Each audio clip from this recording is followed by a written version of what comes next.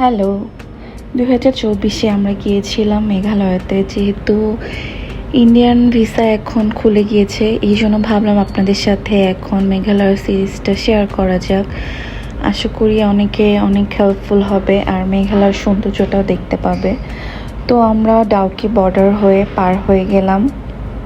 পার হয়ে যাওয়ার পর থেকে আপনি এই যে ঝর্ণা দেখতে পাবেন, কিছুক্ষণ পর পরে দেখতে পাবেন এই ঝর্ণা দেখতে পাবেন, এই বৃষ্টি, কখনো মেঘ, মানে এখানে যে নেচারের কি পরিমাণ চেঞ্জ হয় কিছুক্ষণ পর পর, এটা আসলে নিজ চোখে না দেখলে বুঝতে পারতাম না।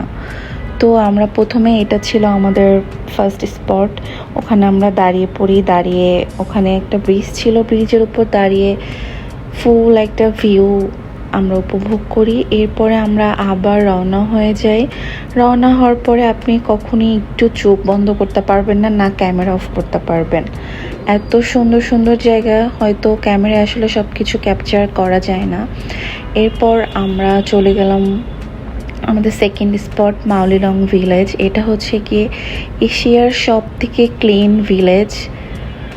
তো সেখানে এক্সপ্লোর করতে থাকলাম আমরা। এই যে একটা ট্রি হাউস ছিল, এই ট্রি হাউসের উপর দাঁড়ালে এখান থেকে আপনার বাংলাদেশ ভিউ দেখা যায়।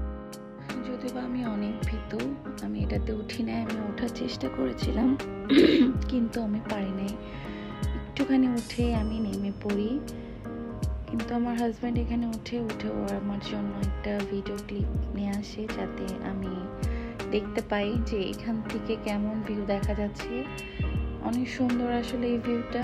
আর এটা যেহেতু এশিয়ার সব থেকে ক্লিন গ্রাম,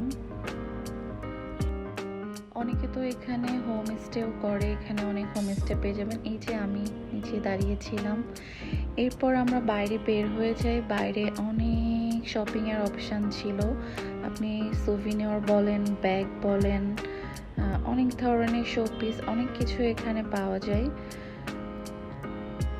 সবই ওদের পাহাড়িদের নিজস্ব হাতে তৈরি সব কিছু। এরপর আমরা একটু হালকা পাতলা খাওয়া দাওয়া করে নেই, যেহেতু তখনও দুপুর হয় নাই, এই জন্য আমরা আর লাঞ্চটা করি না।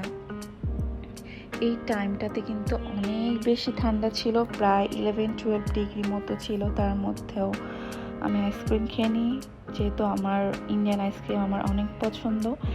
এরপর আমরা আবার বের হয়ে যাই। এখানে দাঁড়িয়ে আমরা দেখতে পাই, আমি যেখানে দেখাচ্ছি আর কি, একদম নিচ থেকে দেখতে পাচ্ছেন আপনারা।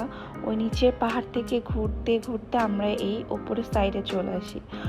তো আমরা এখন যাচ্ছি হলো